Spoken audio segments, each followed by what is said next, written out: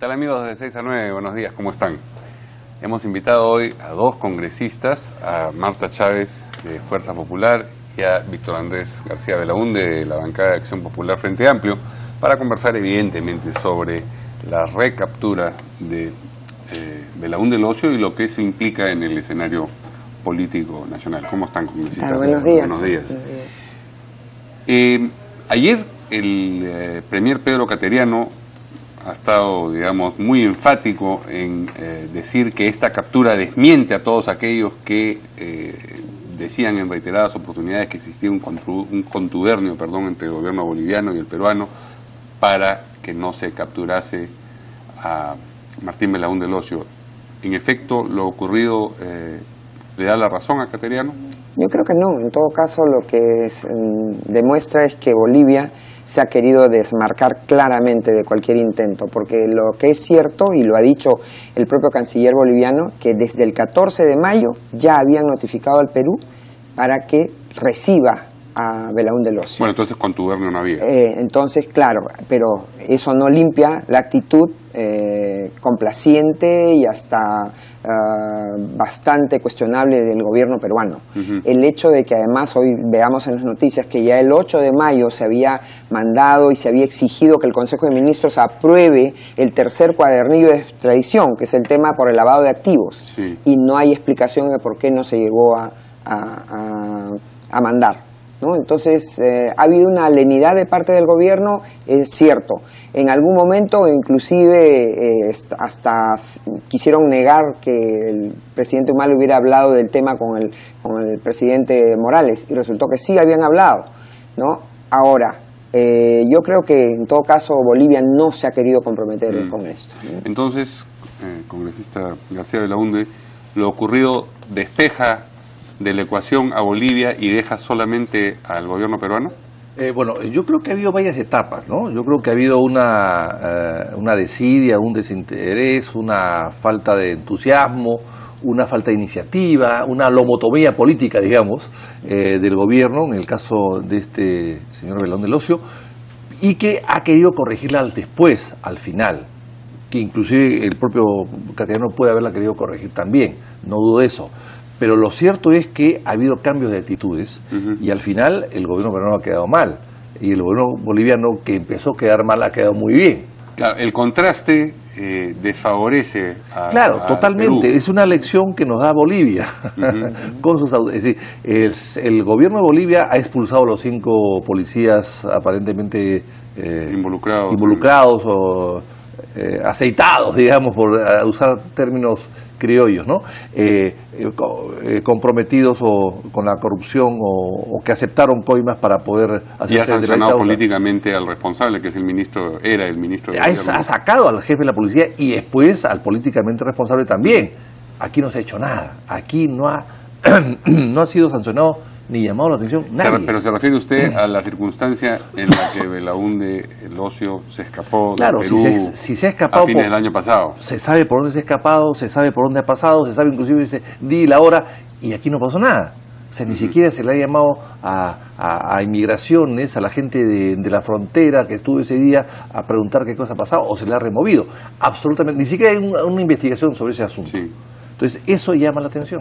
Ahora, hay una ironía singular en que el mismo día que traen, porque ya está en territorio peruano Belaúnde el Ocio, la señora Nadine Heredia deba ir al Congreso a declarar sobre, o precisamente a la comisión que investiga todos los asuntos a los que se lo vincula al prófugo. Sí, decididamente. No sé si eso será conveniente, quizás porque decididamente toda la atención está en manos de la prensa y de la gente en Belaúnde el Ocio, ¿no? Y quizás no va a haber mucha atención sobre lo que la señora declare. ¿Usted cree? Si es que va.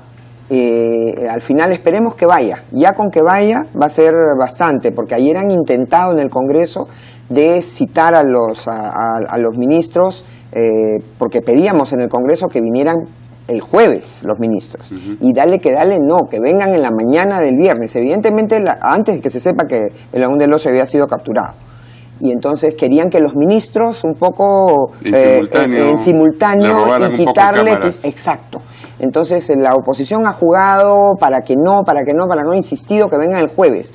Cateriano dijo que no podían ir el jueves y entonces pusieron para el día viernes a las 11 de la mañana, justo la hora en que debe ir la señora Heredia. Y así ha quedado, y ayer abruptamente se ha levantado, se ha suspendido la sesión, cuando otras veces tocan la chicharra para esperar que los congresistas que están en algunos salones dando audiencias a algunas personas regresen. Se constató que faltaban 3 miembros para el quórum y levantaron, suspendieron la sesión. Es decir, a mitad, porque se habrá suspendido ¿a qué hora? A las 6:30, ¿no? Sí, más o menos. Cuando había varias cosas muchas cosas están pendientes de resolver. Entonces, decididamente han querido un poco hacer coincidir actividades importantes con la presencia de la señora Nadine Heredia. Me temo que pudiera significar que no vaya, ¿no? Y entonces ese escándalo sería cubierto ahora con la presencia del señor Belalcún del Ocio, ¿no? ¿Usted se imagina como una posibilidad verosímil, digamos, que en efecto Nadine Heredia no vaya hoy día? No, yo creo que existiendo todo este escándalo conviene que vaya, casualmente.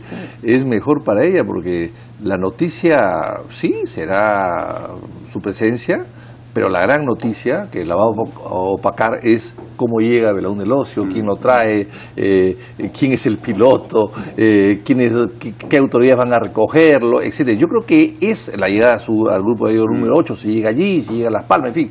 Todo eso va a ser la noticia del día. Así yo creo que le conviene a Nadine ir precisamente para eso. En el balance final, ¿gana o pierde más el gobierno con el regreso de Belalcún del Ocio?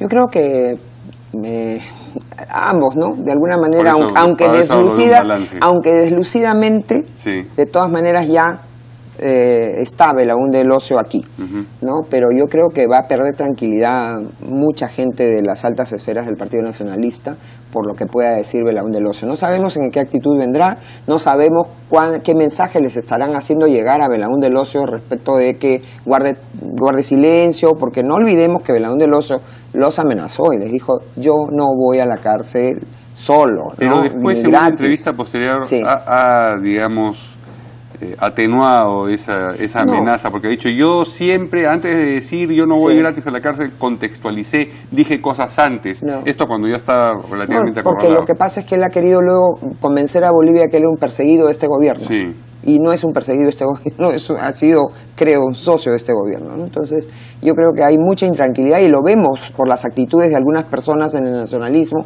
que pierden los papeles, o sea, están sumamente nerviosos. Por ejemplo, ¿quién ha perdido los papeles? Bueno, no olvidemos la pérdida de papeles de tantas ocasiones de la señora Jara, que solía ser muy tranquila y cuando hablaba del tema Belalcún del Ocio perdía todo control, ¿no? Los congresistas del humanismo, los voceros, por favor, cada vez que declaran están queriendo echarle la pelota a otros. Decididamente esto los pone nerviosos, ¿no? Ayer, hablando de por lo menos tensión en el estado de ánimo de los políticos, el primer ministro Pedro Cateriano ha estado, digamos, como solía, ha estado confrontacional con la oposición, diciendo que, bueno, lo que mencionábamos hace un rato, que esto despeja todas las suspicacias que la oposición maliciosamente había estado elaborando alrededor de un vínculo o un interés de este gobierno en que no se trajera y se conociera lo que tiene que decir Belalcún del Ocio. ¿Cómo afecta eso al otorgamiento de facultades que está en camino? Y ha dicho que la próxima semana viene el primer Bueno, yo creo que Cateriano no ha estado hablando antes porque se sentía que no tenía mucho que decir. Ahora, cuando la situación aparentemente ha mejorado para el gobierno, bueno, entonces es la oportunidad para salir. Pero no solamente ha hablado en un tono distinto a aquel que adoptó al momento de asumir pero no igual al de antes, ¿ah? No ha sido... está digamos, a medio camino. Exactamente, ha insinuado algunas cosas, pero no ha sido confrontacional cuando era ministro de Defensa, que era un ministro más de defensa de choque, ¿no? Pero no ha vuelto a ser ministro de choque de aquel momento. Algo ha dicho para un poco justificar al gobierno, pero no me parece que haya sido totalmente confrontacional. No, algo ha insinuado, ha dejado de entender algunas cosas. Pero claro, por eso mismo, para no afectar, supongo yo, la discusión que se viene después, que es las facultades extraordinarias, que será una larga discusión y yo no sé si tenga éxito el gobierno en eso. Ayer, en el otro programa en el que participo acá en Canal N, en portada, uno de los invitados decía que lo ocurrido, a propósito de Belaúnde Locio, más Tía María, habían agotado la agenda de Cateriano al asumir el primerato, que digamos este primer ministro dialogante, que un poco está reacomodando las cosas en un trato con la oposición, pues eso ya se acabó más rápido de lo que se esperaba. Bueno, yo creo que todavía tiene bastante... Sí, no dijo que se tenía que ir, claro. Dijo sencillamente que su agenda ya estaba yo creo que tiene todavía el tema de la delegación de facultades. Creo que eso es básico. Y Keiko se lo ha dicho muy claro, que Keiko esperaba y nosotros esperamos que el señor Cateriano sea, más allá de sus antes de Cateriano y hoy Cateriano, que él sea el primer ministro que garantice la realización de las elecciones y la entrega del mandato a otro presidente electo, ¿no? Otra presidenta electa. Entonces, hace un momento conversábamos fuera de cámaras sobre el estatus legal de Belaúnde Locio al ser traído a la frontera, y había un margen de duda en ustedes también, que son abogados ambos, a propósito de si esto era extradición o expulsión. ¿Cuál es el resquicio por el que se puede decir que se trata de una expulsión? Qué complicado, porque no sabemos cuáles son los entretelones, los documentos. Lo cierto es que si fuese expulsión, entonces se lo podría procesar por... Sí, si fuese expulsión, digamos, se abre un abanico diferente, ¿no? Si es extradición con una patadita, una extradición con patada hacia afuera, pues evidentemente tiene que guardarse todas las normas que sean... los parámetros que se han fijado, ¿no? Eso no lo sabemos, es difícil saberlo, ¿no? Pero en ambos casos pueden haber variaciones más adelante, las sentencias, en fin, él se ha fugado, él no ha aceptado la extradición, él ha roto una serie de normas y de reglas, en fin, el tema es bien complicado. Sí, yo también creo que, como todo en derecho y política, es debatible. Yo desde ayer he venido sosteniendo un debate vía Twitter con el doctor Nakazaki.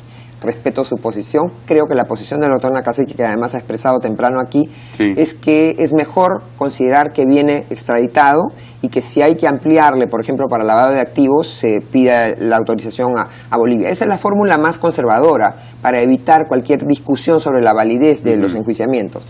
Pero yo creo... ¿La ha persuadido? No. Esa es la posición del doctor Nakazaki. Yo insisto en el sentido de que el señor Belaúnde Locio saltó la valla y entonces ya se hizo merecedor de la expulsión. Y yo me pregunto, ¿qué tal si Belaúnde Locio hubiera llegado a Brasil y lo hubiera a Brasil expulsado hacia Perú? ¿Nosotros tendríamos que verlo devuelto a Bolivia para que nos lo entregue extraditado? No, yo creo que no se extradita a un ilegal. Cuando se extradita a una persona que está legalmente en un territorio y se le pide a ese Estado que nos lo devuelva para poderlo procesar. Pero Belaúnde Locio ya entró a otra etapa de ilegalidad y bien merecería la expulsión. Pero de todas maneras, como dice Víctor Andrés, hay que ver con qué papeles y en qué condición Bolivia lo está entregando. Papelito manda, En todo caso, que quede claro que aun cuando hubiera sido extraditado, se puede pedir la ampliación de los cargos, ¿no? Eso se sabe. Muy bien, muchas gracias a nuestros dos invitados esta mañana. Nosotros nos vamos a ver qué ocurre hoy día en los dos escenarios, en Puno y en Lima, a propósito del caso Belaúnde Locio. Buenos días.